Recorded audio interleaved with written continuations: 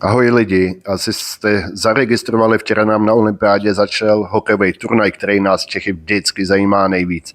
Asi všichni, jestli jste viděli, neviděli, víte, jak to dopadlo. Dostali jsme od Kanady 5-0, byl to víceméně jasný zápas, drželi jsme se jako první třetinu. Pojďme si k tomu jenom říct, z rychlosti asi se nedalo nic moc jiného čekat.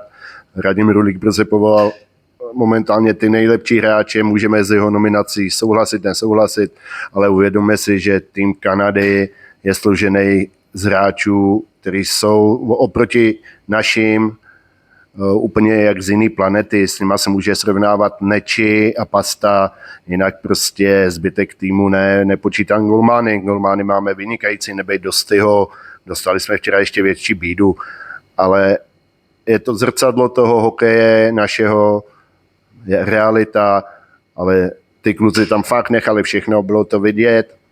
Můžeme, říkám, souhlasit, nesouhlasit jiný hráči, ale ty kluci tam nechali všechno, ale oproti tomuhle týmu, kde hraje McDavid, Crosby, Makar, McKinnon, nebyla šance. Takže pojďme dneska fandit, věřit. 1 z 10 zápasů můžeme takovýhle tým porazit, ale časy, kdy jsme je poráželi úplně v pohodě, už jsou nenávratně pryč. Tak se zapomeňme na to a pojďme fandit.